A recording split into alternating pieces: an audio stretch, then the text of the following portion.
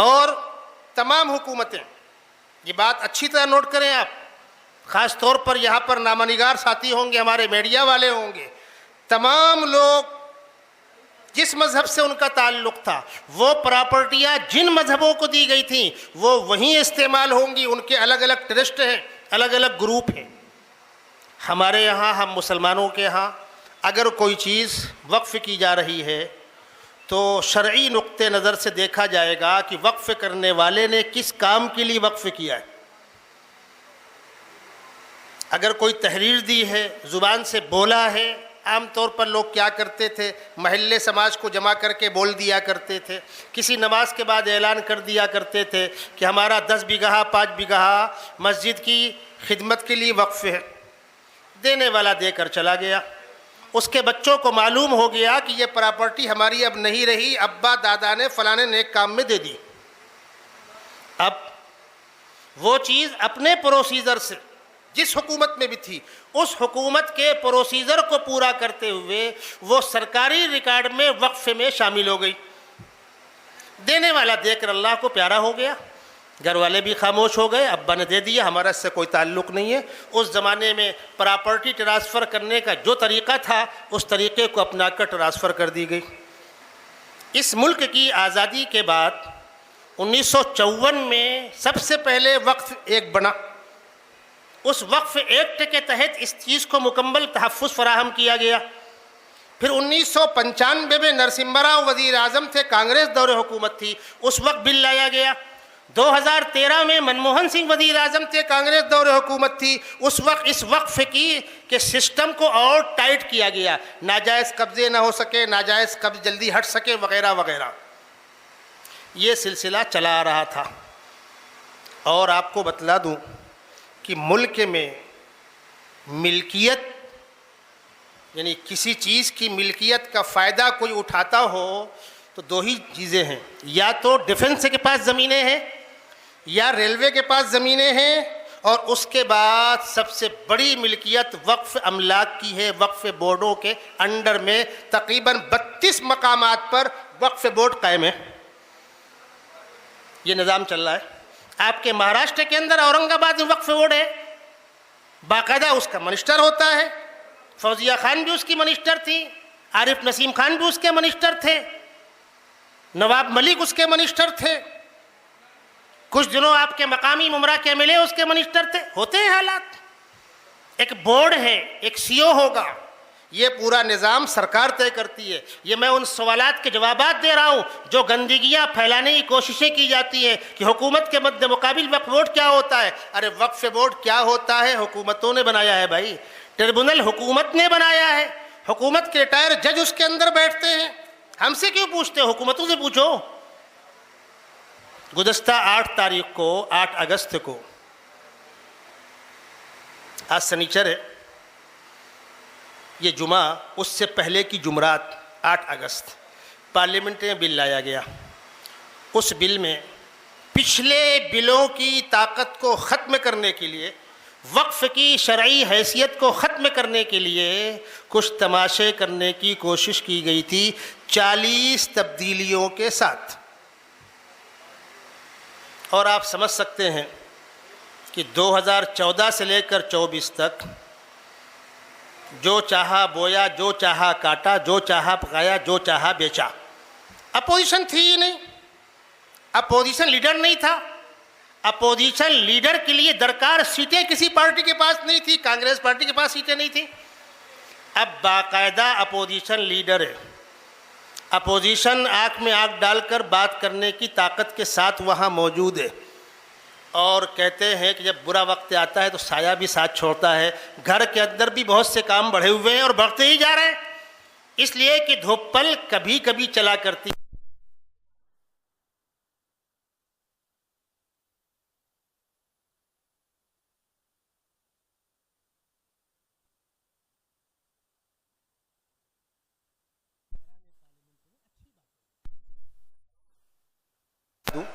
آج کا یہ پروگرام جمعیت علماء ہند مہاراشٹر کی ممرا کوسا کی شاخ کے زیر نگرانی ہو رہا ہے. ہماری تنظیم غیر سیاسی تنظیم ہے.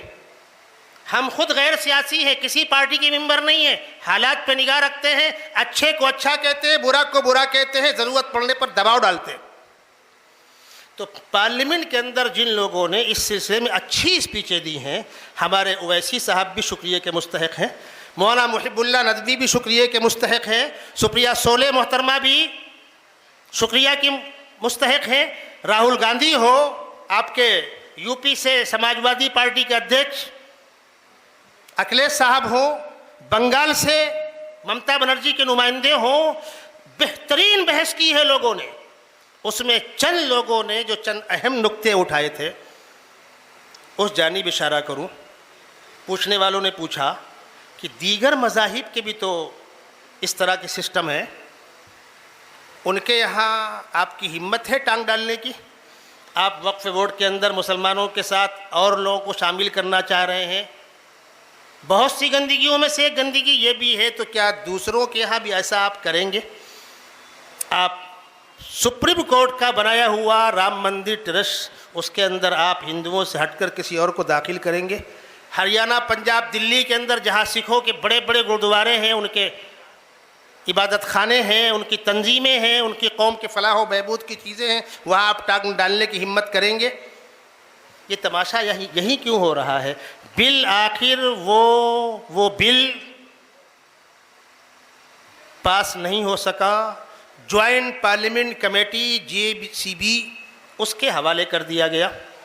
اس میں بہت سے لوگ ہیں, ہمارے حلقہ بھونڈی کے MP صاحب جو ہیں وہ بھی اس میں ہیں, بہت سے لوگ ہیں, ذمہ داران سب سے بات کر رہے ہیں. اور اس سلسلے میں تنظیمی پیمانے پر آل انڈیا مسلم پرسنل لا بورڈ کے ذمہ داران, جمعیت علماء ہند کے ذمہ داران, اور جو لوگ بھی اس سلسلے میں خدمات انجام دے رہے ہیں وہ سب مبارکباد کے مستحق ہیں. اس ماحول میں ایک ہوتا ہے سیاسی طور پر تماشے بازیاں, کتنے کامیاب کتنے ناکام, لیکن اس گندگی کے پھیل جانے کے بعد ہم مسلمانوں سے ایک طبقہ شدت سے اس بات کو محسوس کر رہا تھا کہ بھائی یہ صحیح صورتحال معلوم تو ہو. صرف آپ کی ممرہ کی بات نہیں کر رہا ہوں, پورے ملک کی بات کر رہا ہوں. اور ذمہ دار علماء کی ذمہ داری ہے, سوجھ بوجھ رکھنے والے مسلم دانشوروں, وکیلوں, سیاسی لوگوں جن کو اللہ نے بصیرت دی ہے, ان کی ذمہ داری ہے کہ وہ اپنے اپنے حلقے میں غلط فہمی کا ازالہ کریں. آج کا اجلاس اسی مقصد کو سامنے رکھ کر ہنگامی طور پر تاریخ طے کی گئی. جمعیت علماء مہاراشٹر کے ہمارے صدر محترم جناب مولانا ندیم صدیقی صاحب جو ممرہ شہر کے اندر موجود ہیں, ابھی کچھ دیر میں انشاءاللہ اسٹیج پر رونق محفل ہوں گے.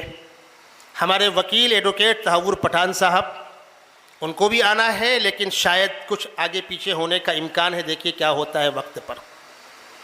آپ کے مقامی MLA جتیندر اوارڈ صاحب, ہمارے بھیونڈی مشرق کے MLA رئیس قاسم شیخ صاحب, اور اگر ہمارے مقامی طور پر آس پاس جمعیت علماء کے بعض اہم ذمہ داران آ گئے تو تھوڑی سی گفتگو ان کی ہوگی. باقی اصل مقرر یہ جیسا آپ دیکھ رہے ہیں بینر پر.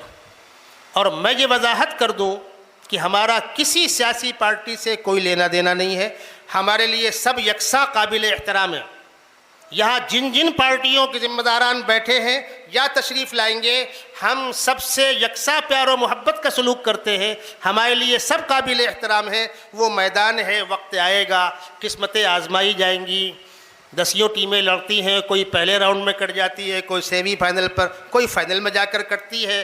2 پہلوان دونوں اوپر نہیں ہوتے, کوئی ایک اوپر کوئی ایک نیچے ہوتا ہے. ہمارے لیے کسی کے اوپر اور نیچے ہونے سے کوئی فرق پڑنے والا نہیں ہے.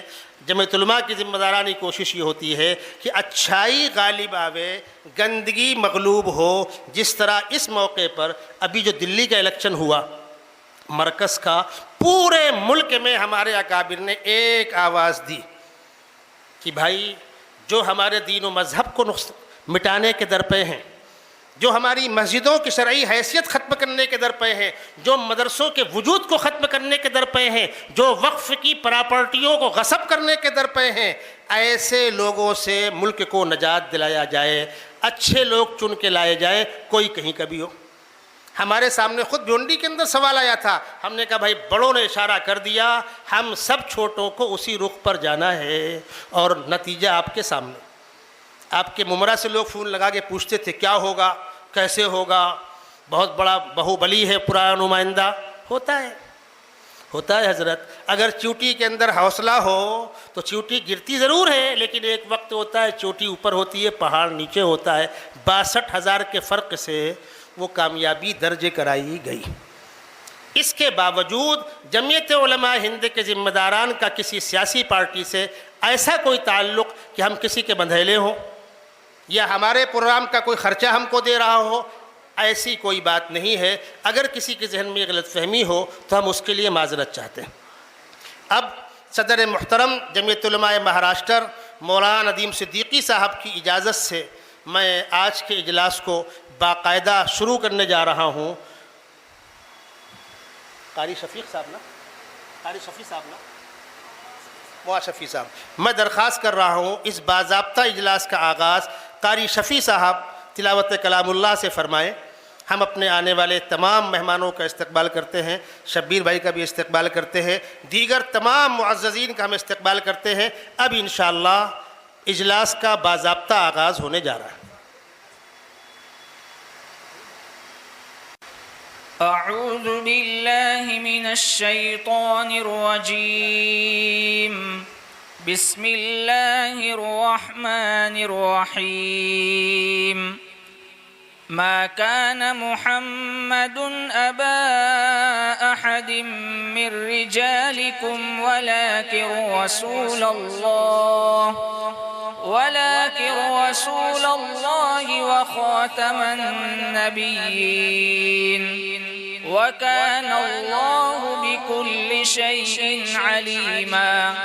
يا أيها الذين آمنوا اذكروا الله ذكرا كثيرا وسبحوه بكرة وأصيلا۔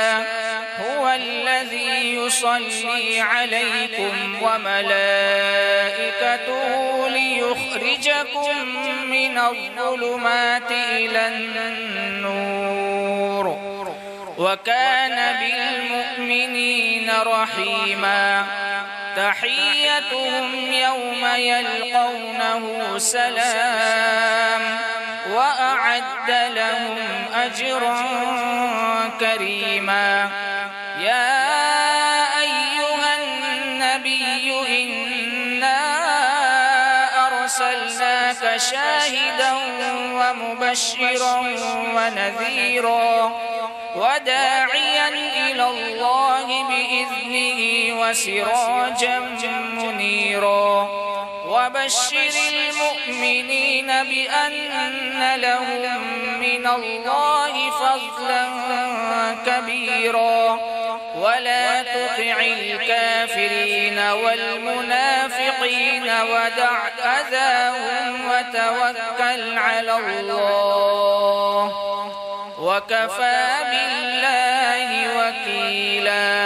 صدق الله العظيم۔